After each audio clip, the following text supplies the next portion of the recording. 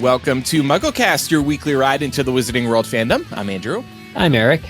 I'm Micah. I'm Laura.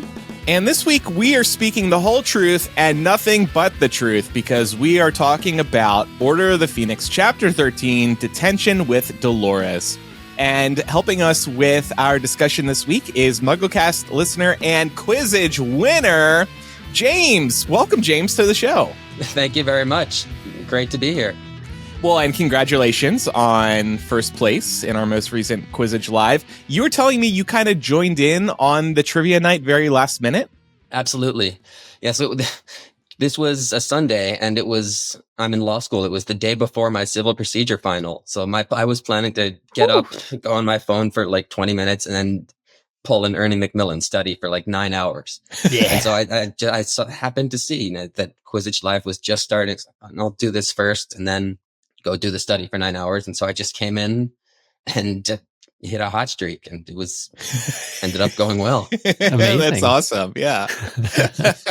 Well, yeah, thank you for participating. And I was really excited to have a Quizzitch Live winner on the show because you must really know your stuff if you're winning Quizzitch. That's hard. Like we say often, we could not do it. Yeah, exactly. So let's get your fandom ID, speaking of knowing your stuff. Absolutely. So my favorite book is Order of the Phoenix. So I'm very happy to be on today for within this book. My favorite movie is Half-Blood Prince. My Hogwarts house is Hufflepuff. My Patronus is a wild boar. Ooh. And my least favorite character of the series is actually a tie because it's both of the Carrows. I think they're terrible. They're really just awful, but they're also just incompetent and really bad at everything. You know, they're the worst. I don't like them at all. That's a good one. We don't get enough hate for the Carrows. Yeah. Mm-hmm. Well, thanks, James, for joining us this week. And congrats again on winning Quizzitch. So, listeners, speaking of things to wear, we are in the colder season right now. So be sure to check out the MuggleCast Cozy Comfy Combo Pack to stay warm this winter. And we're offering this combo pack at its lowest price yet, just $20 for the beanie and socks together. Only a few of these remain, so act fast. And you can visit that overstock store by going to mugglemillennial.etsy.com. We'll have a link in the show notes as well. And while you're there, check out other MuggleCast merch like signed album art, 15th anniversary t-shirts, the Sweet 16 wooden car kits, or you can just purchase the socks. Our overstock store is just one way to support us. If you enjoy what we do, we would also love your support at patreon.com/MuggleCast. Becoming a member is the best way to support us, and we'll get you instant access to lots of great benefits, including bonus MuggleCast. And Eric, you've got one prepared for us today, right? That is absolutely correct. And in fact, we have our listeners to thank because during our mailbag episode, one of the messages we read from Iris had a little suggestion at the end of it for what to do for a bonus. And who are we to say no? We have no plethora of great ideas to do instead. So we will be sorting the Weasleys into different houses other than Gryffindor and maybe some other characters if we have time as well. But you've heard it before that maybe they get sorted too soon. This time we're sorting them as they are now. We sort too soon. I've said it before, I'll say it again. We sort too soon. Well, Thank you, Dumbledore. I mean, that means that we're sorting at least one person who's dead if we're sorting them based on who they are now. Well, maybe the moment before death. Maybe right before the, death's hand came and got him. Can you imagine? Surprise, you're actually supposed to be in Slytherin. Doesn't matter, though. Oh. Well, thanks to everybody who supports us on Patreon, and we really hope you can check out the membership and hope to see you there. So now it's time for chapter by chapter, and this week we're talking about Order of the Phoenix chapter Unlucky 13, Detention with Dolores.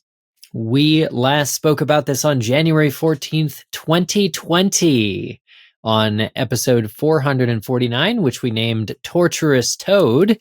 3 turns should do it, I think. Good luck. What the? Episode 449. Also, I will just say, I think she has the worst name out of any Harry Potter character in the series. Grubbly plank. It just makes me think of a moldy piece of wood. I just think of like a pirate walking on a plank. Mysterious thing, time. Now, there was substantive discussion about Dolores Umbridge on that episode. Oh, believe me, we didn't That overlook was so Umbridge. much better than what I was expecting. Yeah. Same. I was Wow. like, whoa, did we really go that hard on Umbridge's name? Like, it's not a great name, I don't think. But then, No, yeah, we was were great. also very hard on Grubbly Plank. Andrew, it's been 5 years. Does she still have the worst name, do you think, Grubbly Plank? That was harsh. I don't know. That was January 2020. It was a whole different world. I think I'd It was a different that time. Though I have to say, I'm looking at the runtime of the clip we just played, and it says it's 2 minutes, 40 seconds, the version I have. I mean, obviously it ended where it did, but I was sitting here scraping my dinner plate, being like, oh, I got time. Oh, no. It was the shortest one yet. It's like 35 seconds. You know what must have happened? So if you were to take that clip and go all the way to the end, it's the AI doing the numbers. Oh, okay. So yeah. the ones that I cut and paste into the episode. Got it. That's I funny. can't believe it. That's really my funny. project file. Anyway, lots of fun.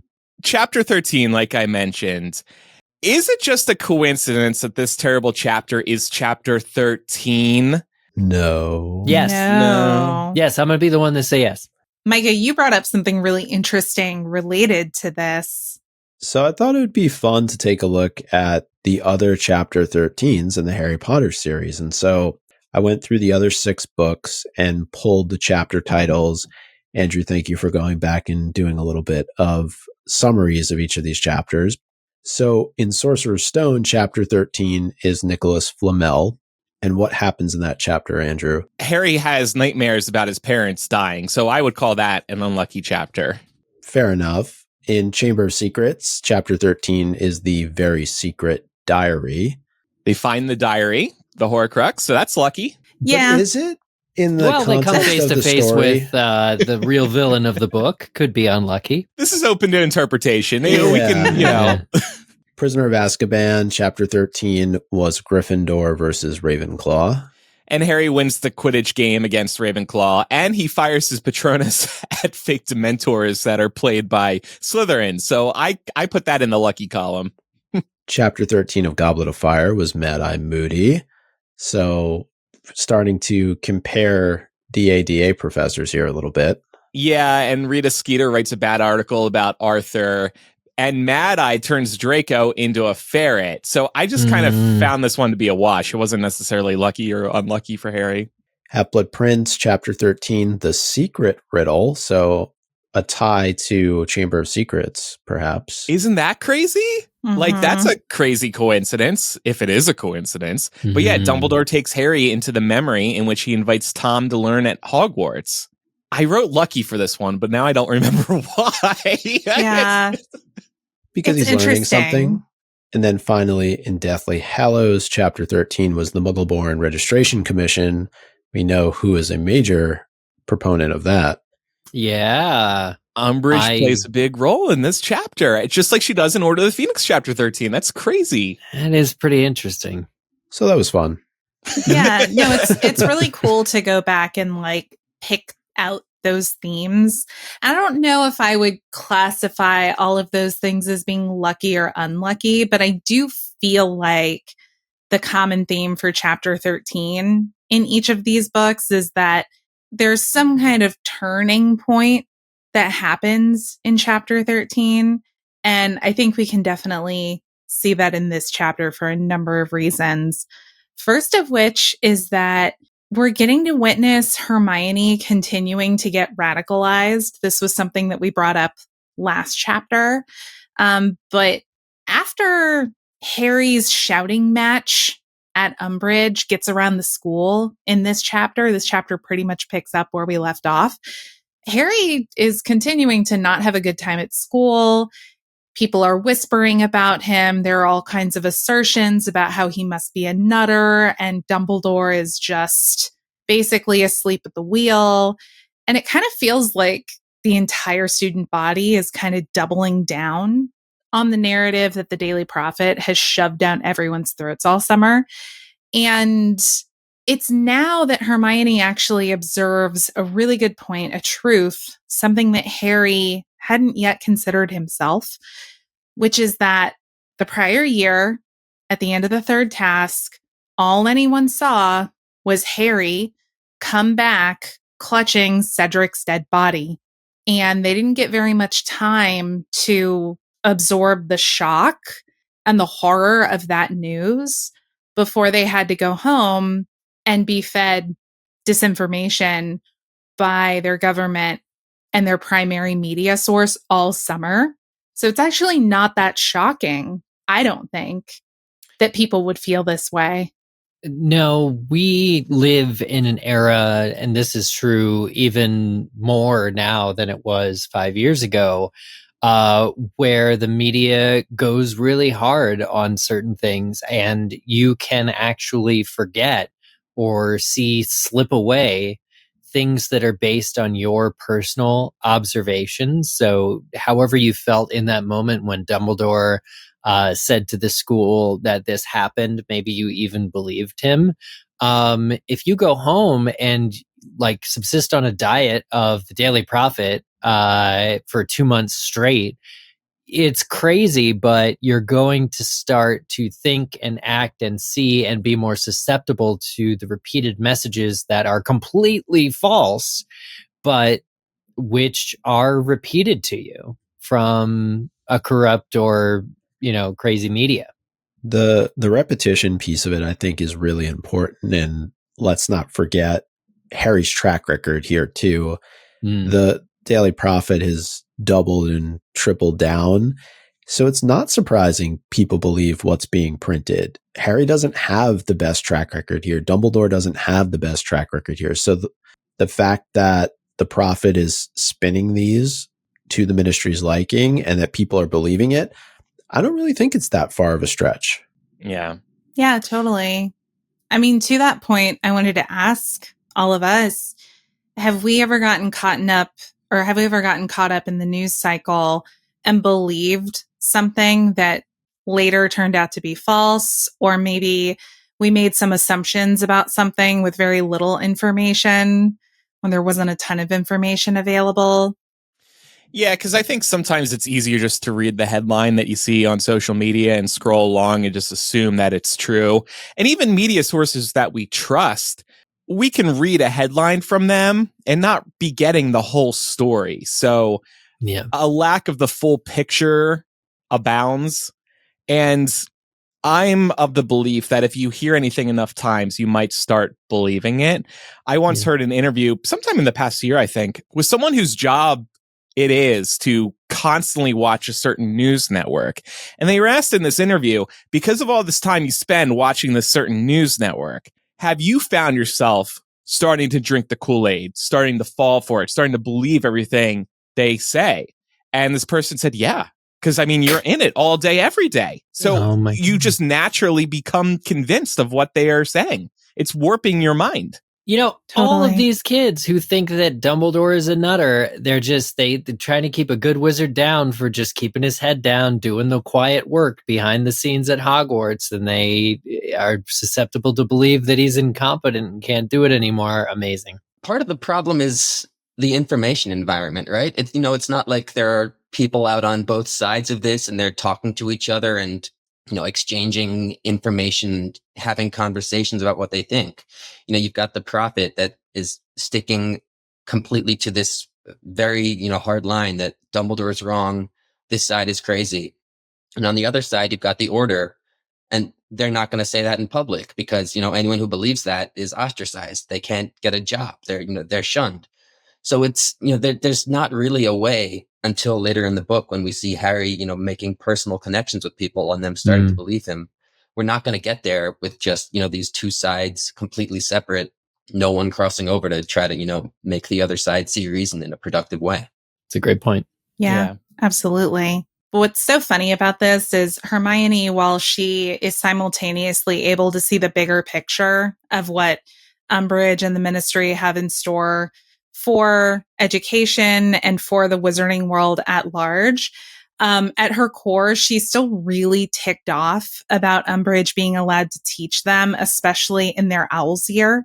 When they're taking their ordinary wizarding level exam, she has this moment where she pounds the armchair that she's in, and she's like, how could Dumbledore let this happen? And same, girl. I think we all ask ourselves that question at least once a chapter. So, relatable. It was a very meta moment. But I will say, to be fair, though, fifth years have always been subject to this kind of thing at Hogwarts, just with the high turnover rate of the Defense Against the Dark Arts position anyway, in addition to the sometimes trend of those professors using the position to help Voldemort. So, no fifth year has had a good experience at Hogwarts in quite some time when it comes to this subject matter. At this current part of the book, Hermione doesn't understand, I guess, that Dumbledore's hands are tied here. But Dumbledore's hands are tied here. It wasn't up to him. You can't blame Dumbledore here. No, I mean, we don't know exactly what the pressure is, or exactly. We find out in this book kind of where the red tape is and what the strings are between the ministry, the board of governors, the school. But we know enough about it to probably figure that, Dumbledore can't really have made any decision. I mean, it's interesting to me that the kids don't pick up on it right away. They start speculating again about the role being cursed and that there just must be a shortage of people wanting it. Well, I'm sure that's true. The ministry was always going to plant somebody here this year.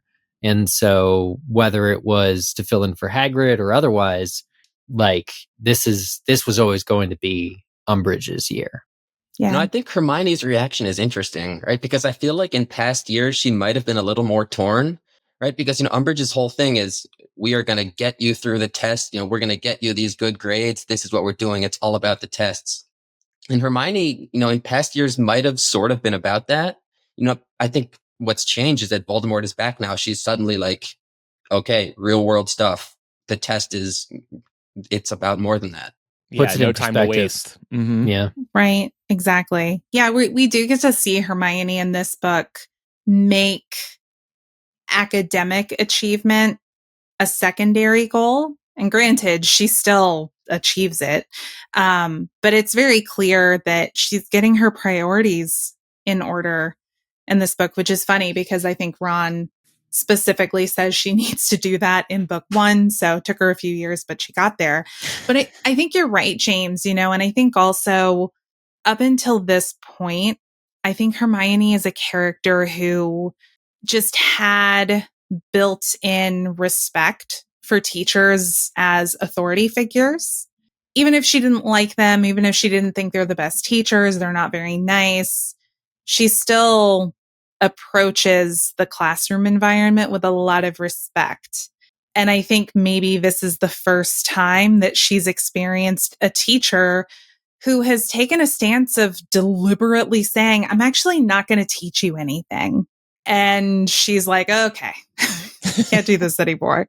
In some ways, though, I feel like it's been a bit of a slow burn for Hermione because we do see her in Prisoner of Azkaban really start to, especially with Trelawney, not necessarily think that all teachers are well equipped in their professions, and not as much maybe necessarily in Goblet of Fire, but certainly in this book with Umbridge, and then we'll get to it later on, but initially she does not have many good things to say about Firenze, and we know that's in the same class of divination when he takes over for Trelawney. But yeah, she's certainly starting to turn the corner a bit, and she recognizes Umbridge for what she is in this particular case, and it's a plant by the ministry. Now, in terms of the position being cursed, I wanted to ask, and we may have discussed this in the past, but I wondered, should this have been an indication to the larger wizarding community that Voldemort is alive? Because if he wasn't, the curse would have been broken. Now, I don't know how widely publicized it is that Tom Riddle cursed the DADA position. It probably is only something Dumbledore really knows, but Yeah. Might not be something he wants to broadcast. Well, it's come to Hogwarts. If you accept this position, you will die. Just coincidentally, there's all this turnover in this role, but we're going to figure it out, y'all. Don't you worry about it. No, I think Dumbledore does revel in the speculation about the job being cursed. It's kind of fun to think about I it. think he enjoys it. I'm sure he doesn't enjoy having to do all that paperwork and all those interviews every year. But at the same time, you I think do he interviews?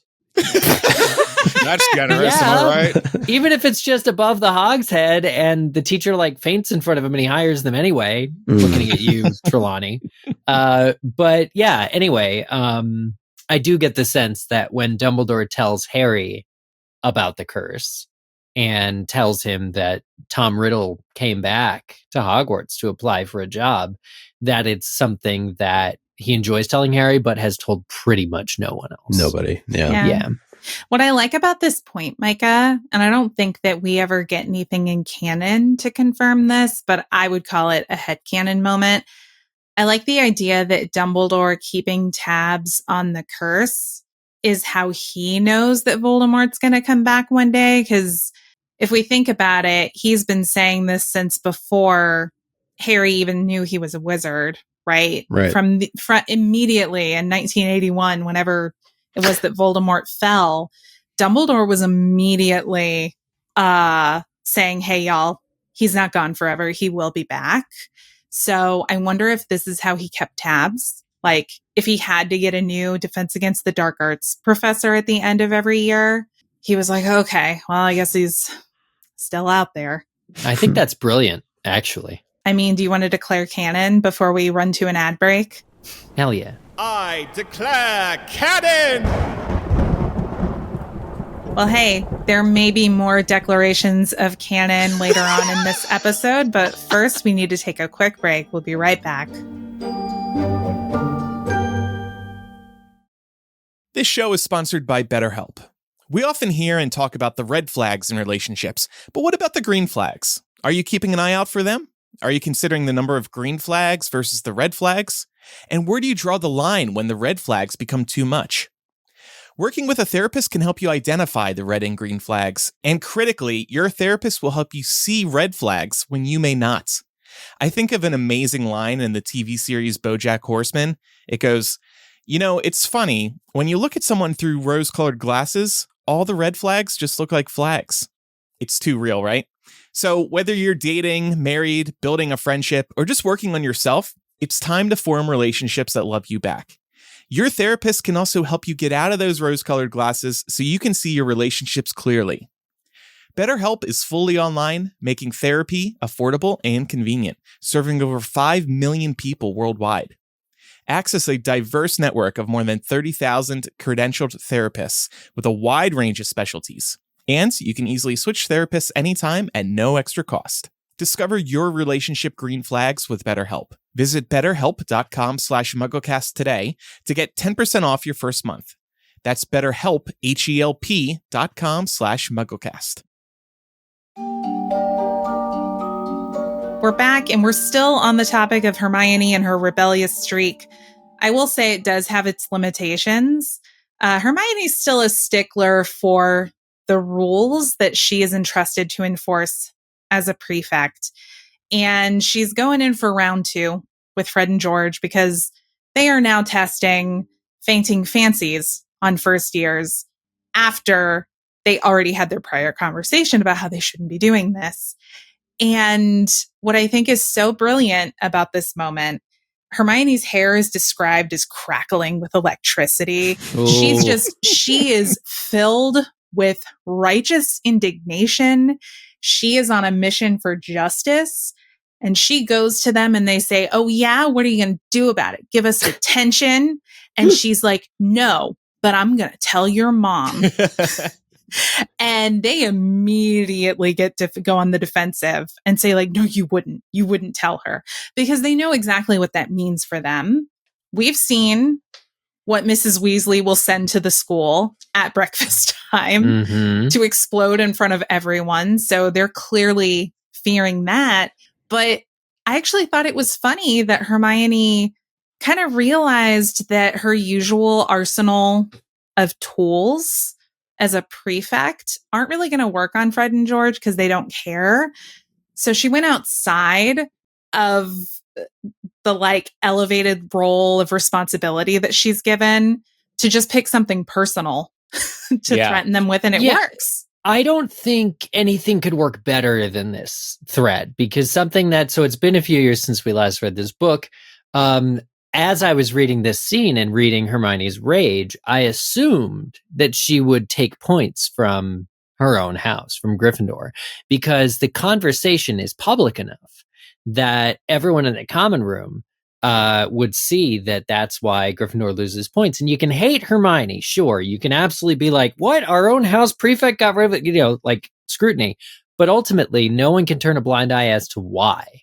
And so it's actually some social leverage if she starts to say, if I catch you doing this again, Gryffindor is going to lose more. Because, one of the few things that every student at Hogwarts can care about is winning the House Cup. And even though you can blame Hermione for taking the points, that doesn't really stick. You know what I'm saying? What surprises me about this is that Fred and George are just now realizing they need to bring their testing behind the scenes instead of doing it. They've been doing it out basically in public in the common room. They know how Hermione is going to respond. They know how dangerous this is. Making kids faint on purpose. Oh my God, that's abusive. You are drugging them. Like, we've talked about the dangers of love potions and how that, we read about that now. We're like, whoa, this is weird. So is these fainting things. What are they called again? Yeah. Fainting fancies. Fainting fancies. Yeah. You notice that later in this chapter, Hermione's passed out and Fred and George say to leave her. Do you think there's anything untoward there going on? Well, yeah, because when you read it, she's just exhausted. But that is a coincidence? I think Fred and George learned absolutely nothing from this confrontation. Don't we see later that she checked the rules and then she goes, actually, they're allowed. It's fine. I can't do anything. Oh, I don't know. Oh, gosh. If so, I guess that tracks with the rest of Hogwarts. Yeah, I mean, James is the trivia master, so I definitely, James, I trust your expertise. If James said it happened, it happened. That's true, yeah. But James, since we're on you right now, do you think there's a deeper reason that Fred and George might have been doing this? Yeah, so I think it sort of goes back to earlier this day, right? We've seen them coming off of the speech that Umbridge has given at the opening feast. They've really just sort of seemed like, they want to get out of here. They don't want to be at Hogwarts anymore. They're only here basically for product development, to develop Weasley's Wizard Wheezes. And so it seems like maybe, they're ramping this up because of what they've already seen from Umbridge. They know that they're not long for this place. And we've seen throughout the whole series, and we see more later, that their pranks, their tools for comedy, they regard those as, tools of dissent, ways to speak truth to power. And so, it works on two levels. On the one hand, we want to get out of here. We've got to get this research done so we can start selling these products and make a living. But on the other hand, we need to give people the tools to fight back against this terrible person. We want to help resist. People. Exactly. Yeah. Fred and George, they're on top of it. I wonder what Umbridge did. If she's in their crosshairs already, I wonder what their first lesson with her was like. I think it's the kind of thing where Fred and George are opportunists. So over the next month or so, as more complaints come in about Umbridge, I can see them catching wise and being like, oh, okay, we should focus all of our attention on there. I tend to think of them being as more like their entrepreneur selves at this point, where fortunately we can harness that energy for good later on when the school really starts to become like a totalitarian state. But yeah, I just want to know everything about Fred and George targeting Umbridge, because when they set their mind to something, they are really good at it. For sure. And we know they do eventually. We know they definitely get there where they are deliberately causing distractions and obstructing Umbridge in any way they can. I've just never, James, I love that you brought this up, because I've never considered when the breaking point was for them. Like, when was the point that they were like, okay, we don't like you. So yeah, we'll have to keep an eye out for that and see, like, was this the moment or does it come at a different point? But it definitely happens. Yeah. And just a couple of things from me. I do think Hermione is the exact kind of prefect that would take points from her own house. I think if you were to compare him, compare her her hands to are somebody, tied. They're being forced. Well, I'm thinking of Draco, Pansy. Unlikely that they're going to be taking points from Slytherin anytime soon. You'd have But to do something real bad. Yeah. Yeah. But I did want to talk also a little bit about the testing that's going on here, because there is a theme of abuse in this chapter. And I think that you could call what Fred and George are doing to these young students abuse. Now, it's mentioned that they've tested their products out on themselves, so they know how they will react to them. But they're also quite a bit older than these first years, so they have absolutely no idea how they're going to react to these fainting fancies. And okay, they're paying their test subjects, but do first years know any better in this type of situation? Why do you think it's first years? It's because they can't really consent. Exactly. Older, more mature students with more agency seem like they're better fits for these types of tests. Yeah. Why isn't Lee Jordan testing these instead? Because he's going to say no. That could be a stretch in analysis, but again, just given where we're going in this chapter. I love this, Micah, because you've just like talked about how we can't how absolve Fred and George of this. Fred and George and Umbridge are like very similar. I've never thought that. They're like three peas in a pod. Yeah. 3 peas in the pod. Well, and a first year who's 11 years old is going to be like, oh, some candy helping fellow wizards experiment with this new product. That sounds fun. And Fred and George could sweet talk them into it as well. Yeah, and galleons in their pocket. They're young. They're poor. You're going to pay us to eat candy. Dudley, the very beginning of Goblet of Fire. This is not that different. Yeah, no, it's not. It's great that we see Fred and George sort of try to play this off like they're doing science. Like, Fred says something like, we already tested on ourselves. Now we're just testing different dosages on different people. And as if Hermione's going to be like, oh, great, scientific trial. Keep it up. Yeah. To test the side effects on different people, I think they said, as if that makes it okay, just because they were all right when they had at least do it to Slytherins, right? Am I right? Yeah. Actually, yes. You're very not fellow right. Gryffindors. Come on, guys. Listen, seriously. I'm sure Fred and George's products are all GMOs and naturally organic and ethically sourced. I don't know about ethically sourced because they just don't they have to steal stuff from like Snape's potion stores and that's like who cares? Exotic animal parts. Ethics there is a matter of opinion, I think. But there are more guidelines than rules. Right? I love, though, we talk a lot about how stuff like this makes Hogwarts a security nightmare. But James, would you say it also makes it a legal nightmare? Oh, I have to think so. There's so much going on here. And the school's supposed to be in charge of all of it. All the security stuff. That all goes back to that. That's all legal problems. But even when it's just, these jokes that they're playing, can you even imagine, when a Muggleborn goes home for the summer and starts telling these stories? I took nosebleed candy and I got paid for it. It was hilarious. Those parents. My nose didn't stop bleeding and I turned very pale, but it was fine in the end. They found the antidote in time. I get the impression a lot of Muggle-born students don't tell their parents very much about what happens at Hogwarts for these reasons. I guess the best. Also, where's McGonagall? Like, I understand that she has classes to teach. I also understand that she has an office where she sleeps or somewhere where she must sleep.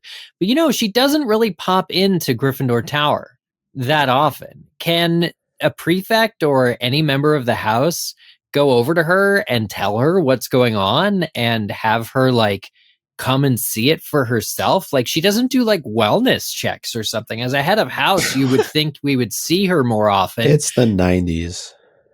That's what the prefects are for, the wellness checks. Yeah. No, I would like to think she has an open door policy and happy to hear any concerns at any Because time. Hermione could have threatened to go to her. Sure. And that's another theme in this chapter of not going to adults about things that Yeah. they need to know about. They're empowered to handle it themselves because that's fine. Or are they?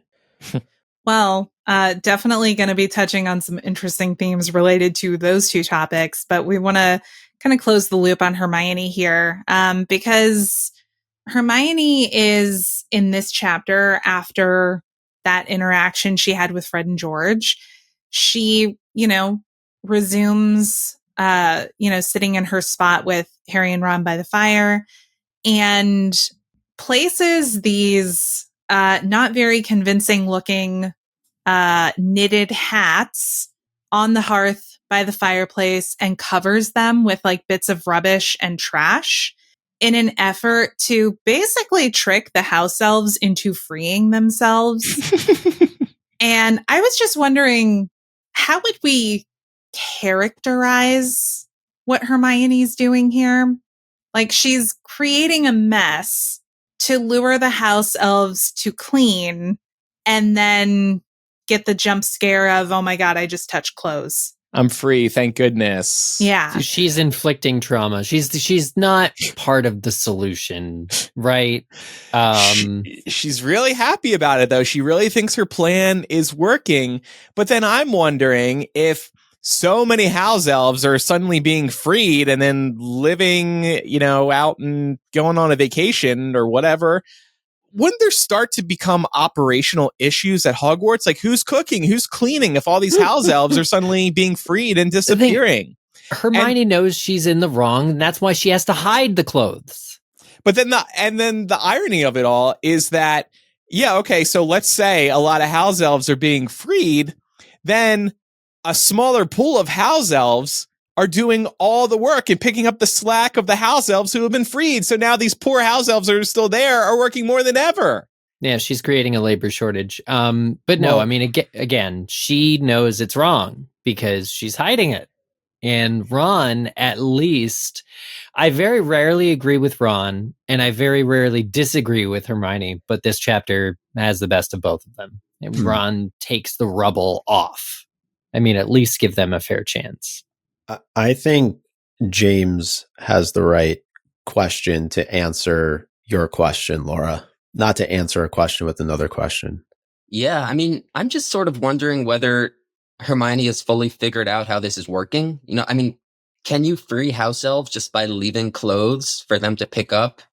Right. And I feel like that would lead to, if you hand a house elf a shirt and ask them to wash it, then they could be free. And it could be, you have to leave it out with an intent to free them. It's an intent to give them clothes. But it also seems like, should Hermione even be able to free Hogwarts house elves in the first place? She's not the headmaster. She's not in charge. It feels like a Dumbledore job. Exactly. But otherwise, the thing is, what if it worked? So maybe they avoid the clothes, not because it would free them, but because they don't know. Maybe. Mm-hmm. It is interesting. Like, I think about when Lucius freed Dobby unintentionally. Yeah, he didn't have the intent to do it. Yeah. And so I wonder if the intent of the house elf matters, because Dobby did want to be freed. He was kind of a rare exception to the current social trend that we see in the books. And Harry pulling a fast one by putting his sock in the diary, that basically planted the seed for what happened. So I guess it might just be case by case. Well, I think we can call this a plot hole, right? Or an inconsistency. Well, yeah. Well, I think we can. So Hermione doesn't have the power to free them, I would say, because she is not the owner of these house elves. Lucius was able to free Dobby because it was Lucius who handed Dobby the diary, right? Mm-hmm. Yeah. So it was like an acknowledgement, here, have this. But the sock was concealed within. So it was. You could debate that point, but I agree with what James is saying. I don't think Hermione has any position to free the Hogwarts house elves. They're not, ultimately they don't serve her. They serve the school. And so it would have to be Dumbledore or somebody at that level who would And I'm assuming, and maybe this is the wrong assumption, that those house elves are working at Hogwarts of their own free will. Like, if they wanted to leave, I presume Dumbledore would allow any of them to leave. But I think the bigger question is, why don't they want to leave, and how they've been indoctrinated over probably decades of service. That's a whole other conversation. Yeah, well, but they do, this does work because they do avoid the clothes, because only Dobby will clean like all of Gryffindor Tower by the end of this. Well, we see that when he shows up with like a million hats on in I love that art. the next couple of chapters. And Hermione is so pleased with herself when she sees the hats are gone. And the one just like looks like they do want freedom. And it's like, sorry, Dobby just likes bad Dobby's clothes. just extra. I will say it is fun also to see Ron kind of give Hermione crap about them not being very good hats.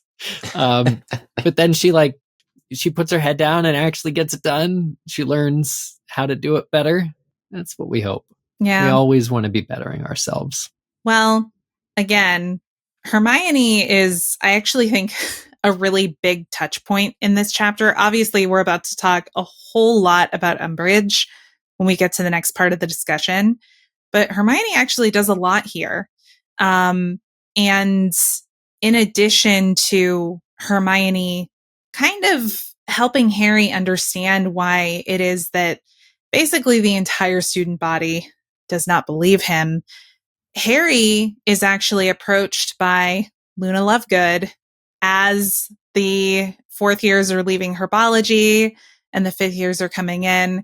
And she loudly proclaims to Harry, I believe that you saw Voldemort. I believe that you fought him. And I believe that he's back. I declare loyalty to you. This is no small gesture. If Luna had an ounce of social clout, she would have lost it in this moment. I don't want to discredit that, but it was nice. But she's immediately discredited by everybody, by Hermione, by everyone else. Like Hermione in particular. But discredited in what brutal. sense, though? Well, you believe in the Crumplehorn Snorkack too, don't you? I mean, it doesn't, like, Harry feels really, really like pretty good about it. And then immediately after that, after a second, he doesn't anymore. And because Hermione also points out that Luna only believes things that have no evidence. Yeah. So that's a roundabout way of saying she only believes you because, like so many other people, there's not enough evidence. Yeah. Yeah. I think there's not enough exactly. evidence. Yeah. But then Hermione's reaction, it was just inappropriate, especially when Harry's discovering somebody on his side when they feel so few and far between at this point. And I'm just wondering if Hermione was feeling a little jealous of Harry and Luna, even merely being friends. Or is she feeling threatened in some way because another woman is paying attention to Harry? It just doesn't make sense to me why she reacts like this. Well, that's a good question. Well, first off, Hermione is in no position to judge Luna because she doesn't know her at all. So the fact that she makes those types of claims about the Crumplehorn Snorkack and other things, like, she doesn't know Luna as a person. So that, kind of pissed me off, but we're at the point where we're defending our own houses. So. I think it's because of the fact of who it was. If it was anybody else in this situation who showed up besides Luna to substantiate Harry's story, it would have been fine. But it's because of how Luna is viewed as a person by other students that kind of delegitimizes the entirety of the situation, right? And that's unfortunate. But the delegitimization is short-lived because then we hear from Hufflepuff. The dick. Hufflepuff, Ernie Macmillan. He comes up. Listen. Yeah. And Harry does the thing in the internal monologue too. He hasn't always loved Ernie, but it actually mattered. Like, Luna starts the avalanche, right? Starts the snowball off over the hill. Make sure you say it in a very pompous voice, though, because that's how he delivered it. He just says that he believes him too.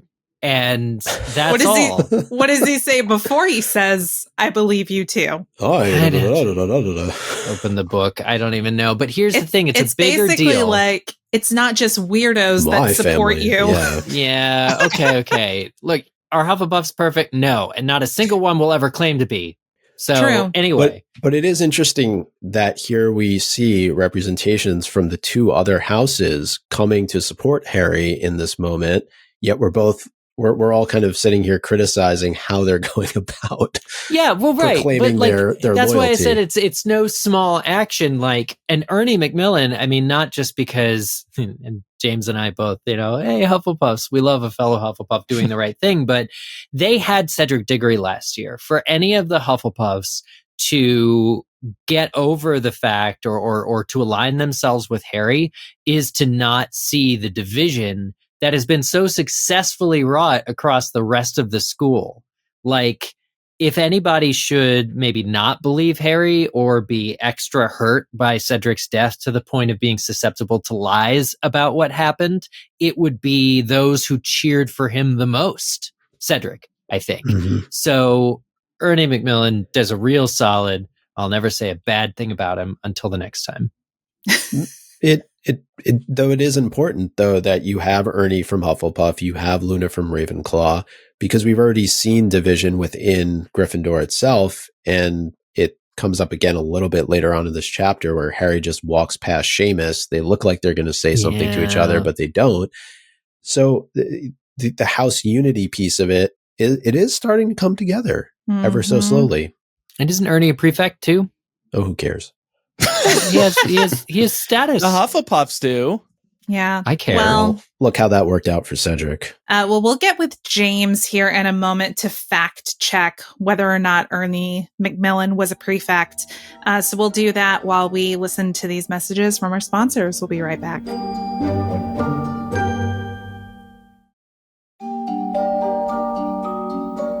And what's the verdict? What did we land on, James? Ernie Macmillan, I think, is a prefect. Although, if there's one person who doesn't need to be intentionally handed a great big platform from which to, deliver edicts from above, I think it's Ernie Macmillan. But yeah, he is a prefect. He didn't ask for it. He had prefectness thrown upon him. He's the chosen one of Hufflepuff. He'd make a great Shakespearean actor. All right. Well, now we got to talk about this detention. Andrew, why is Umbridge's quill illegal? Or why is it legal? Excuse me. It should be illegal. How does this happen? How do we know it is legal? Okay. So Umbridge invented it. I looked that up prior to today's episode. Yeah, no, she didn't. She did. She made it herself. Look on the wiki. I believe. Oh, wait, the wiki is where. No, I believe that even the author would say she made it. I just don't think she's that clever. Sorry, go on. No, I mean, it's just mind-blowing that this type of device can exist and that she would actually inflict this type of pain onto a student at the school. It's just, I've said before, there's certain moments in the series that stick with you and you might remember your first time reading certain things. I still remember the first time reading this chapter when the book came out. It's just seeing Harry go through this and for a teacher at Hogwarts to be doing this to him, kind of like it's ordinary. It's like no big deal. Harry's trying to treat it like it's no big deal, and Umbridge is acting like it's no big deal. This is a big deal. Yeah, and it's insidious. This is where you get the real size up of Umbridge, the lengths she's willing to go to prove her false point. Harry, I guess, is still trying to be a hero by not mentioning it, but it's crazy. You see, he's shocked that this is occurring. Yeah. Do we feel like we got the precursor to this with Rita Skeeter in Goblet of Fire, where she has the quick quotes quill and it's writing lies about whomever, or it's writing whatever is probably going through Rita's mind? Seems like a more extreme version of it, maybe. Yeah. And evidently you can make quills have a lot of different types of power. I don't think that one that Rita had was invented by her. It looks like it was used by multiple journalists, but apparently you can put a lot of magic into these things. Yeah. Well, and I also love the, we could definitely draw some kind of comparison to how, in the Muggle world, and I'm sure in the Wizarding world, even around any kind of paper that you might have to turn in, you get it back from the professor and you would say, my essay was bleeding when I got it back from the professor because it's all marked up in red ink. Oh, man. So it's interesting that we get the literal representation of that here. I've never heard that. That's blowing my mind. Well, maybe you've just never turned in a bad paper, No, Eric. no. The only red is a big fat A, Laura. Well, James, you had a really interesting theory about how Umbridge might have invented this insidious quill that she's using here. Yeah, so it sort of reminded me of a tool that you might use in crafting. You know, if you can draw out a shape, a complicated pattern that you want to cut out of fabric or of wood or something, and then just by drawing it, this pen cuts it out of the material itself. And it does seem like Umbridge is that level of evil where she would, modify it to, instead of cut leather or silk or something, just cut right into people's skin. And then there's also, more directly, what if this is just how wizards give tattoos and Umbridge has just sort of spruced it up to take it to a whole nother level? I love both of those points. Yeah. I love that parallel. And yeah, maybe she just repurposed some magic to inflict pain on a human. Yeah, except I don't want it to take like 100 attempts for it to break through the skin. If I'm getting a tattoo, I want it one and done. Just do your worst. But there's the worst part of it is that the skin heals over, right? So you're re-inflicting the cut. I mean, it would be bad if Umbridge gave him a regular quill and made him write 5 days in a row, I must not tell lies on things she knows are true, or can bet that are true. That would be bad enough. But this whole self-mutilation angle is just crazy and shows how much she enjoys power and how much she enjoys inflicting pain. Yeah. And yeah, it's really not a far leap from this Umbridge, this chapter 13 of book 5 Umbridge, and chapter 13 of book 7 Umbridge. They're the same character. Yeah. Yeah, honestly, that's very true. And yeah, I mean, she's trying to silence Harry through inflicting physical pain repetitively against him. But the irony is, yeah, Harry's suffering as he endures 5 nights of this torture. But I think he's being silent in a way that Umbridge herself didn't predict. And it's that he doesn't want to give her the satisfaction of knowing that she's getting to him. So he doesn't protest. He doesn't wince or show clear signs of being in pain. And to the point that was raised earlier, he doesn't go to an adult for help. He won't bring it up to his friends. He won't bring it up to any professors who could do anything about it. Why is that? It really upsets me that Harry doesn't want to speak to them. And he explains this in this chapter. He doesn't want to give Umbridge what she probably wants. But I do think Harry should have told McGonagall or Dumbledore. This is really, really bad what's going on. And maybe it's just his age. He's not fully thinking this through or realizing how bad this is to be doing this to a student. But it does break my heart that he didn't want to tell one of them. Yeah. So just kind of hang with me here for a minute, because this is another time in the series we see it with the Dursleys where Harry is being physically and emotionally abused. And the truth is that nobody came to save him at Privet Drive when he was being treated this way by Petunia and Vernon. And the truth is that Dumbledore knew about it. And so why should he trust anybody now? We've already said that he didn't want to go to McGonagall. He didn't want to go to Dumbledore. So subconsciously, he may be drawing on past experiences and trauma. And, we see this further his isolation until Ron recognizes what's going on. And sorry, but this was another movie moment that was given to Hermione. And it really showed how great of a friend Ron is in this particular chapter. And I also think there's a little bit of battered wife syndrome because he keeps going back for more and more of the same treatment. And he knows the pain that's going to be inflicted, but he still goes. And more importantly, he's refusing to seek help. So this is a really kind of traumatic situation. And I also want to talk about Dumbledore in this, because the way he treats Harry in the months leading up are a direct cause Harry to react the way that he does in this chapter and not wanting to go to him for help. Right. I mean, Dumbledore specifically, that's the suggestion to go see Dumbledore exhausts Harry every single time, because he's got beef specifically with Dumbledore, because, well, he's ignoring me. Why would I go to him for anything? He's used, so that I understand. But to your point, Mike, I mean, I think Umbridge's intention is to very much demoralize Harry. She does end up galvanizing him instead. But that's only until Harry's best friends come up and give him purpose by starting the DA. So right now he's taking in this energy, this pain, and he's just kind of sitting with it. And that's not healthy. It's not great for anybody.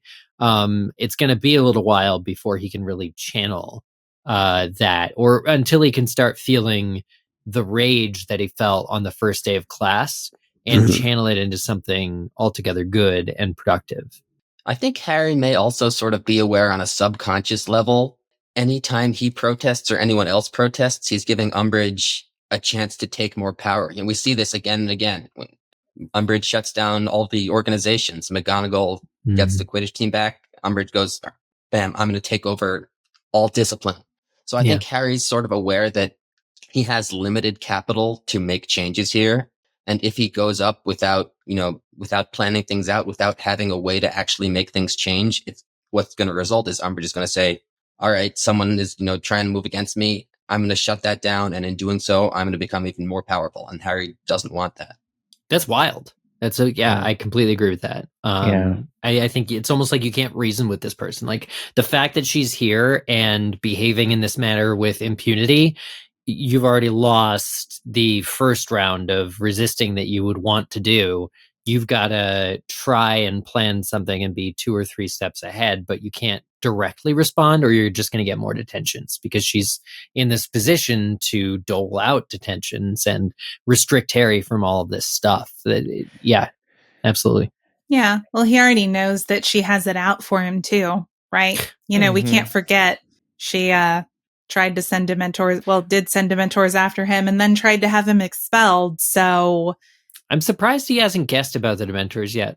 And Fudge also knows how hard Umbridge is going to go. So to jump into Micah's what if. Oh, I didn't know I can make that noise.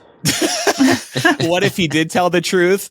Would Umbridge have been sacked? I personally don't think so. Let's say he tells the truth. This gets back to Fudge. Is Fudge going to push Umbridge out? It's not going to be Dumbledore who has that power to let her go, I don't think. No, because the ministry basically appointed her and, presumably the ministry still has some level of oversight of Hogwarts if they can do that. Yeah. I think it would depend if we see in the movie that she uses this on other students, and that's where I think if it got back to the parents, she would be in a lot of trouble, and there's not much that Fudge would be able to do to keep her in power, because we all know it's about his how he's perceived by other people. And so if that were to be a mark against him that he put a teacher in place who was abusing students, then I think he wouldn't have a choice, that he would have to get rid of her. Yeah, and she keeps from Fudge the fact that she sent the Dementors too. It's not like she ever cops to that. I think there's that scene in the movie. She's like, what the headmaster doesn't know won't hurt him. She puts like his picture down or something like that. The reason I bring that up is Umbridge is basically saying, or we can assume that what she's doing is like on behalf of the ministry, but there are lines even with that. She's doing what she wants because she's on a power trip and she is sadistic. And she, like, if Fudge ever found out that she was the one that sent the Dementors, like, he would lose serious ground. Not if the parents found out, but like if he found out, he would realize the type of people that are close to him are doing things that, are actually wrong. I'd like to believe that if Fudge knew it, he would take her away from Hogwarts. I think it kind of depends on which kids get the detention. Unfortunately, I think if you're someone like a Draco Malfoy who has very connected parents, I I think Umbridge is going to look the other way and not give you that detention. I think she's going to go after the people that she knows she can go after, like weak Harry. And helpless and undefended. Well, this detention is definitely criminal for the physical abuse that it causes alone. But I had a question in thinking about the evidence of this crime.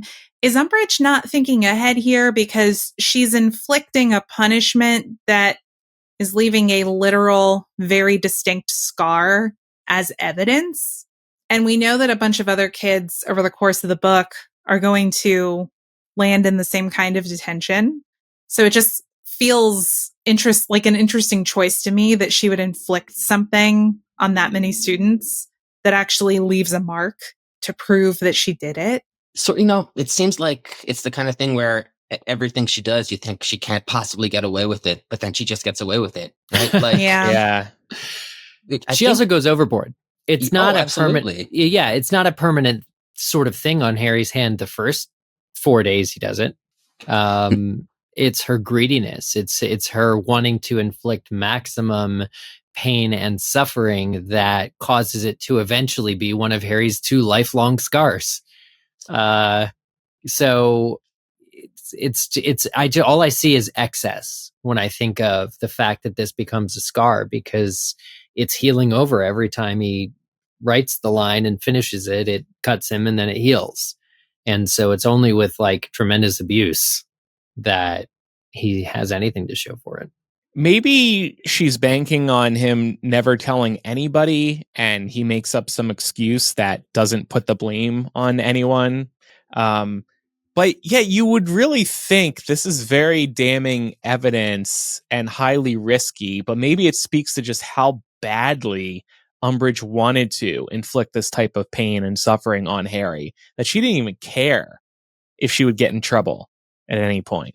There are also things he could do to make it better. He could probably use Dittany. He could probably use some kind of numbing potion. If he were any good at potions this year, he could sort of numb the area beforehand, maybe save himself some of this pain instead of suffering with the full effects. Maybe. Yeah. Well, Harry does mount his own small act of resistance on his final night of detention. And he's doing this by surreptitiously watching Ron try out for keeper through the windows. So anytime he hears Umbridge wrestling in a drawer or a scratch of her quill, he quickly looks out the window to see if he can catch a glimpse of how Ron's doing. And I think we can spend a moment here on Ron, because there is this revelation that happens while Harry is sort of partway through his week. There have been hints dropped throughout the chapter that Ron's doing something, and he's going somewhere, and he's doing something on his own, but he's not telling anyone. And it's ultimately revealed that he's been practicing to try out for the open keeper position on the Gryffindor Quidditch team. So because Harry has this detention, he can't go to keeper tryouts. So at the very least, he's trying to support his best mate at a distance, which I love.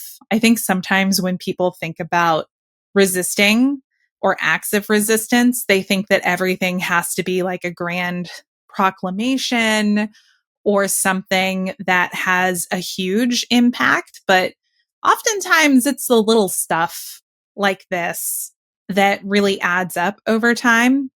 And I think, this is the beginning of us seeing Harry on his resistance journey too. Yeah. It was giving a bit of, Ron's a Nepo baby, isn't he? Because it's noted by Angelina that he's becoming keeper because of the other good Weasley players on the team. And she's like, well, hopefully he'll be able to get better, because it seems to run in his bloodline that the Weasleys are good Quidditch players.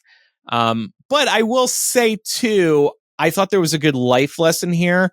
So when we're hearing about the other keeper candidates, it looks like Ron's passion and general energy, plus his family, got him the gig.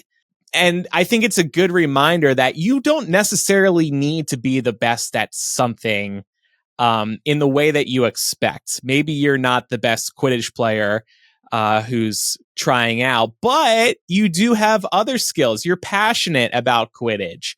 You showed up and really gave it your all. Whereas these other candidates who Ron won out against, one of them was always complaining, and then the other was too busy with other commitments. Yeah, So I Ron thought is it was just a well-rounded. reminder. He's well-rounded, and it's a credit to Angelina that she realizes that. She's given him some room to grow, essentially. Yeah. Yeah. So I don't know. I wouldn't necessarily say Nepo baby or DEI hire or anything to Ron here in this moment. I mean, but it's worth saying that, and worth noting, as Angelina says to Harry, she's not super impressed with any of the selection. Sometimes that happens too. Mm-hmm. They all suck. I'll take Ron. Yeah, well, and sometimes you do have to make the best choice that you can, right? Mm-hmm. But yeah, I'm going to agree with Eric here. I feel like characterizing someone like Ron, who comes from an economically disadvantaged family, referring to that person as a Nepo baby is a little rich. I mean, I wasn't offended by it at all. But it is funny. Me neither. We know that this is Ron's dream. This is what he saw in the Mirror of Erised when he was 11. He's always wanted to be Quidditch hero. Yeah. So he's wanted it for a long time. Maybe Angelina also knows that they practiced in the summer. So there's probably some skill there that, and Ron tells Harry about this too in this chapter, but she must know that there's more to Ron than she's seeing. What she doesn't know is there's also something worse to Ron, which is that once his nerves set in, but we'll get there in due time. Well, but for James, no Nepo baby for you, right? No, I actually love this moment for Ron. He comes off just so hardworking and dedicated. He's terrified. He won't even tell anyone what he's doing, which, I mean, he has to go out and try out eventually. So I'm not sure what the end game is there, but he's so scared and he just wants it so badly that he gets through all that and just makes it happen. He's the opposite of Harry. He doesn't have the natural talent, but he's got Quidditch players on his walls. He loves Quidditch more than anything. Yeah. And he loves Quidditch more than Cho Chang, I'll tell you that. That's right. Well, no, I mean, he goes out and makes it happen, and he replaces Oliver Wood.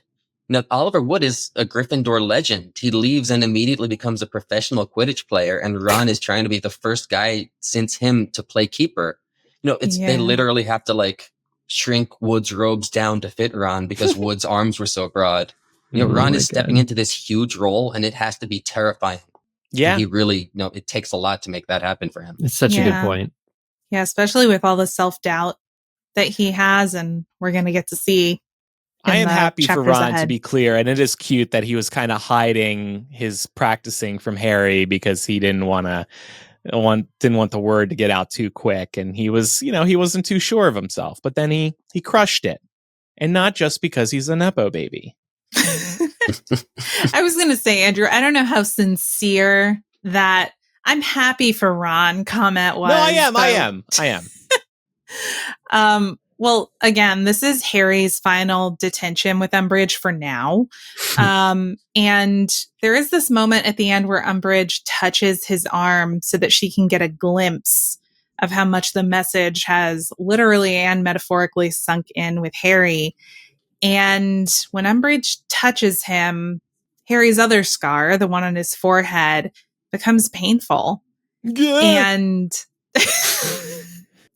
I'm sorry, is that how you page Rafe Fiennes? But I was wondering, joining soon.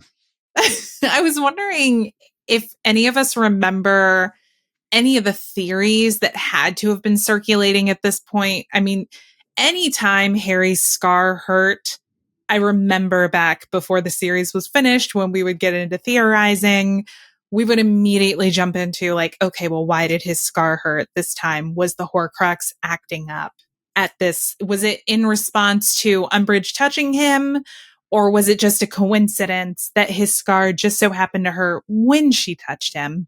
It's got to be a coincidence, right? She, as evil as she is, and in fact maybe more evil than some Death Eaters, she is not aligned with Voldemort. She merely benefits from everything he's doing to the world later. I'm inclined to say convenience. I don't remember, or coincidence. I don't remember exactly what this maps to, if it does. I think it's fair to be suspect here.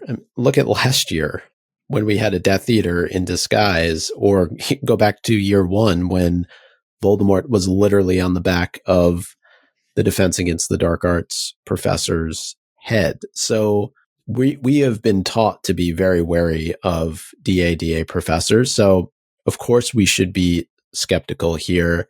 I was curious though, and maybe this comes in later on when we learn what Voldemort has been up to, but does this map to a particular victorious moment for Voldemort? Like maybe something happened right at that moment where he was feeling really good, and it just so happened that that's when Umbridge touched his hand. Yeah. I think a new season of his favorite TV show finally premiered. Or it was the scars. It was like the scar finally had a brother. So maybe that's what it was. Well, and I mean, sorry, Harry, but you're having a really rough year in general. So there's kind of like a high likelihood that your scar is going to hurt during a bad thing, because a lot of bad things are happening.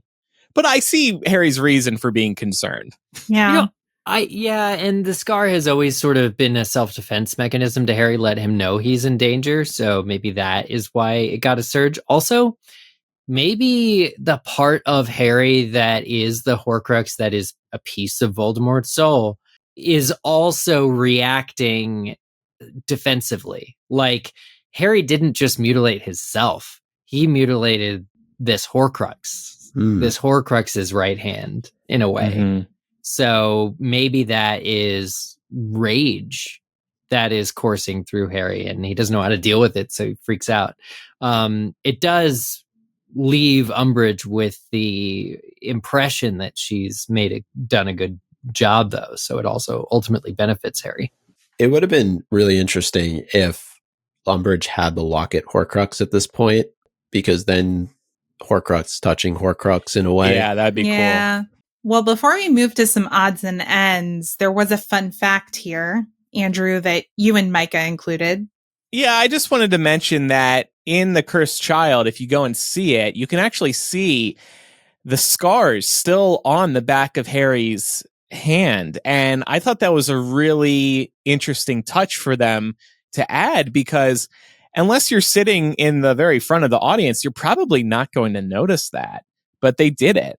They did. Mm-hmm. And, Andrew, when you do news for so long, it never really leaves you. So I thought that it was important to investigate this story a little bit further. And so I have it on good authority. A source has told me that they can confirm that they do paint on the scar every night. Oh, okay. So This is still a very much a real thing that happens in Cursed Child. That's cool. Yeah, I thought they may have done away with it because, they seem to be wanting to run the show for cheaper. They keep making it shorter and shorter. So I thought that'd be an easy budget cut. We can't keep affording the personal makeup artist that does the hand tattoo. Hey, I love this investigative journalism happening from the MuggleCast studio.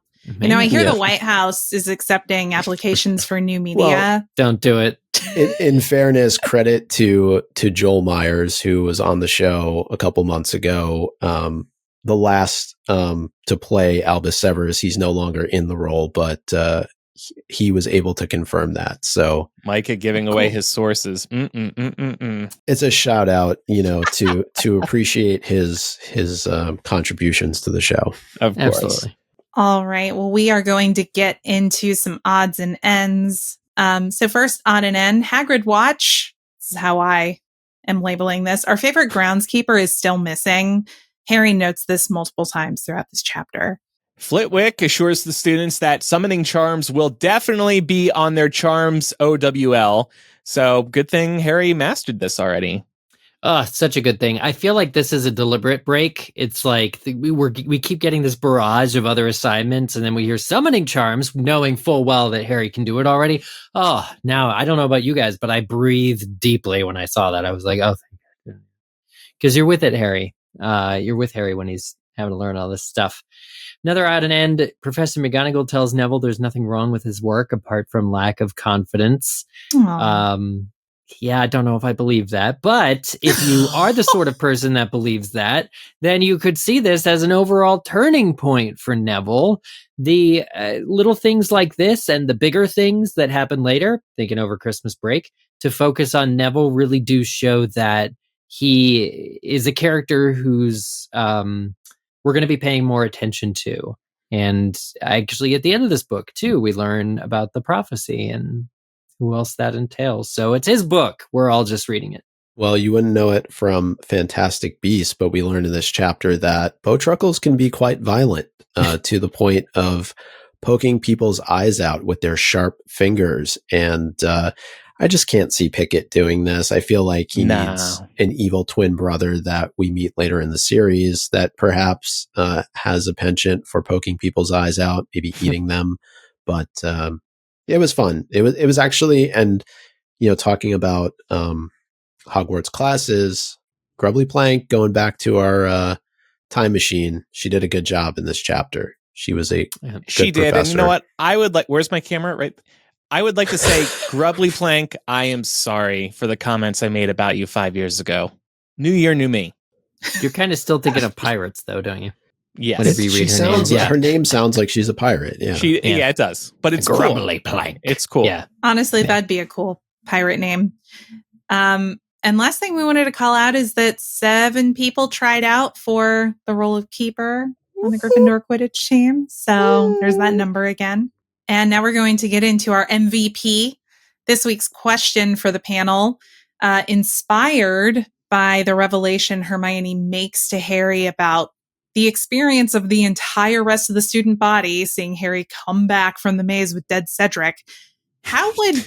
What would we have thought, and how would we have reacted if we had been onlookers to the third task and seen the way that it ended up?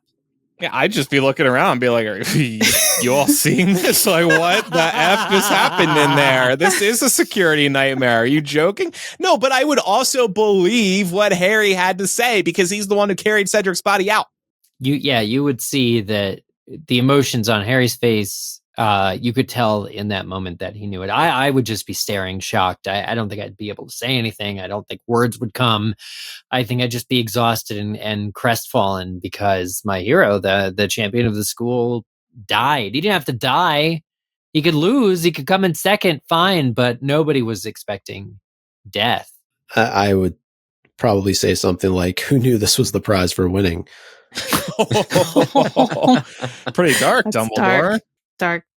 I would immediately start a true crime podcast to investigate the murder.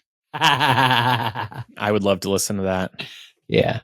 I think I unfortunately probably would have followed the arc of most of the Wizarding World. If I'm Harry's close friend and I know him and I can talk to him daily and seeing what he's going through, then I think I'm believing him. But if I'm just watching from the stands, I think I'm probably at first believing what the Ministry is saying. But then we go forward and the Ministry is clearly, not telling us everything. I'm going to start to see Harry's side of the story, see that there's more going on here. Thank you for your honesty, James. Yeah, that's not the very cool refreshing thing to say, but it's that's the very true refreshing. thing. Yeah. Honestly, your answer, James, is the answer that would be true for all of us too, I think. Agreed. So really appreciate that. And speaking of things we appreciate, we're moving on to our links line. This is our newest benefit on Patreon. Thank you so much to those who support us at patreon.com/MuggleCast for answering this week's question, which is, what would you do to resist the Umbridge regime at Hogwarts? No matter how big or small, we all have a part to play in the resistance. Sam said, I went back to watching Archer recently, so this is definitely influenced from that, but I would leave crumbs of food in her office or at least by her desk so that she would get ants. That's some good trouble. Right. Yes. The little ways of annoying her, I think, are the way to do it. Tipsy Elf adds, I'd steal all of her cat portraits. She doesn't deserve them. Ooh, that would hurt. And Maylin also suggested replacing the cat plates with centaurs. Can only imagine the photo shoot of trying to get centaurs to wear a bow. But also just, something to get under her skin. Mm-hmm. Ashley said, I would become an animagus, taking cat form simply to get close to Umbridge so that once she trusts me, I could begin taking a dump in her left shoe and hide all her hair ties under the fridge. Oh my God. This is oddly specific. I think Ashley has a cat. And Yeah. I'm just making a mental note to myself to check under our fridge for hair ties that Martha has lost. Well, check your left shoe too, apparently. Oh no. Kathleen says, I would create situations in her class that specifically require the use of magic, like releasing a boggart, pixies, or other creatures, or bewitching objects in the classroom that would be real annoying until you've dealt with them. Oh my God, I love this. That bat lady says, I would sneak into the laundry room and dye her clothing subtly over time so she doesn't notice immediately. Put shrinking and growing charms on them, have them intermittently go wet and dry, animate them so they dance at random intervals, etc. I would also try to convince Dobby to enhance her food with weird additions like rosewater and licorice. Lastly, I'd get messages and letters going between Filch and Umbridge which imply that they have romantic feelings for each other, Parent Trap style. I almost felt too sorry for Filch to say that, but then I remembered how giddy he was with Umbridge's pledge to mandate corporal punishment. Our listeners are so creative. I know. I love this. This belongs in the TV show. Yeah, it really does. Yeah. Well, he said it. Max that. There we go. Fur said the natural disposition of Hogwarts to defend itself against outside threats could have started to be leveraged earlier in a more intentional and organized way, namely against the common enemy that is ministry interference through Umbridge. I would have tried to bring the issue into the open, name it, identify it, and raise awareness. The counter-campaign against ministry interference at Hogwarts could do that. From that, follow the acts of resistance. Organized and big ones, sure, but also small and organic ones as sentiment shifts against Umbridge. How will she navigate the castle if the stairs simply won't move towards where she needs to go? If the subjects of portraits that give access to places are always mysteriously absent when she needs access to wherever they guard? Or what if the food on her plate is just always mysteriously moldy or inedibly salty? What if she can't walk the grounds outside without tripping with a tree root or getting pooped on by a bird? There's poop again. What if her decorative plates just will not stay on the walls and keep crashing down into a billion little porcelain pieces as soon as she steps out of the room? What if she somehow simply cannot walk into a room without walking into a ghost at every turn? Much like a body, Hogwarts has its own immune system. You just need to make it aware that it is in danger. Wow. So many ideas. Yeah, mic drop. I love that. Mev says, I would be scared to do anything, especially if my parents were working for the ministry. I am not the rebellious type. I would cheer my friends who are rebellious, though, and keep their secret until Umbridge made me drink Veritaserum, of course.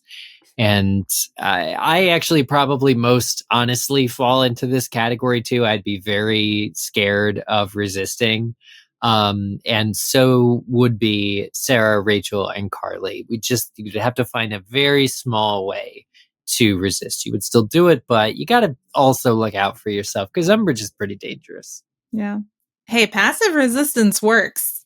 As Sherry says, I was an adult when I read all the books back in the 2000s, and as an adult, I was horrified at the lack of action by the staff. So thinking that way, I'd go to the media about Umbridge and her blood quill. The reason I can't read Order of the Phoenix again after the first time is that the torture, the interference, it is too agonizing to reread. If Fudge wouldn't stop her, then go to the media. I would hope parents would scream over what was happening at their children's school. Yeah. And finally, Monet shared a story about creating annoying noises as a preschooler in protest of nap time to disrupt it. So that's kind of the basis for this. And Monet goes on to say, I do the same for Umbridge, but amped up times 100. Music, beeps, screeches, nails on a chalkboard coming from a dozen different sources in her classes. Sometimes a single beep every 7 minutes, and sometimes an unending, annoying ad jingle. She can't figure out where it's coming from or stop it, and would eventually spend every class running around trying to figure out what was going on. Beautiful. These are all amazing. Thank you so much, y'all.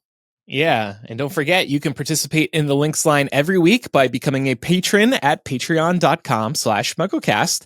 And if you have any feedback about today's episode, you can email or send a voice memo that's recorded on your phone to mugglecast@gmail.com. Send in those voicemails. We love hearing you all. Yeah. And now it's time to hear this week's Quizzitch question. All right. This week's question: which U.S. fast food chain was the first to add savory biscuits to their menu, which was in the 1970s? I've got a savory biscuit with me right here. I've been waiting all episode to munch on it, but first I have to read the correct answer. Heat it up. Well, it's kind of lost its heat. Yeah, you're right. Okay, well, anyway, the correct answer was Hardee's. Hardee's was the first chain to have the savory biscuits. They look like this, if any British viewers happen to be watching. They are not very cookie-like, but they are delicious. Correct answers were submitted to us by Buff Daddy, Carl Jr., Elizabeth That's funny K. because Hardee's is called Carl's Jr. in some parts of the Carl's country. Jr., yeah. Raven Puff from Sweden, Rupert Grint's accountant, Sneaky Snape, the honey and the biscuit at the KFC would like a word, the kids that fail because of Umbridge's awful teaching, Tofu Tom, and, quote, would you like fries with that? Yes, I lived in the 70s. Okay. 48%, by the way, say they did not look that up. They knew that Hardee's was a thing. And here is next week's Quizzitch question. So in this chapter, Harry is tasked with completing an illustration of a bowtruckle. What English children's book author started out as a biological illustrator? A subject matter which certainly influenced the animal characters of their books. This is going to be a good one. I'm very happy with this one. Submit your answer to us on the MuggleCast website, mugglecast.com/Quizzitch, or you can find Quizzitch at the main nav bar if you're on the site doing other stuff. And check out our other weekly podcasts, What the Hype and Millennial, for more pop culture and real world talk from the four of us. In our latest episode of What the Hype, Laura and Pam are reviewing the latest season of Outlander. And in the next couple of weeks, we'll have episodes in which we review Onyx Storm and discuss cozy video games. And then over on Millennial, we asked the question, forget the boomer complaints. What are our biggest millennial complaints? So we got a lot of great feedback from probably some people who are listening tonight. All of these shows are brought to you by Muggles like you. Listener support is the only reason we've been able to podcast for 20 years and counting. And you can support us by going to MuggleCastMerch.com, not to be confused with the Overstock store, to get official MuggleCast shirts, hoodies, glassware, hats, and more. Apple Podcast users can sign up for MuggleCast Gold, which gets you ad-free and early releases of MuggleCast, plus 2 bonus MuggleCast installments every month. And then the best way to support us is by pledging at patreon.com/MuggleCast, and you get all the benefits of Gold, plus our live streams, our yearly stickers, Links line participation, another physical gift every year, a video message from one of the four of us made just for you, and the chance to co-host MuggleCast one day, just like James did today. Thanks, James, for joining us today. Oh, absolutely. It's been what a great time. You did great, and we can see why you took the top prize during Quizzitch Live. Well done.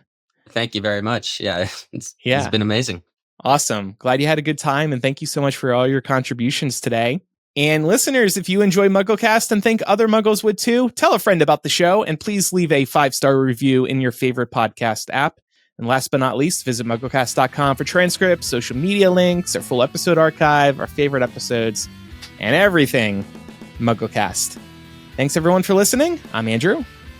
I'm more biscuit Eric's eating his biscuit. than person right now. I'm Eric. It was delicious. I'm Eric. I'm Micah. I'm Laura. And I'm James. Bye, everyone. Bye. Bye.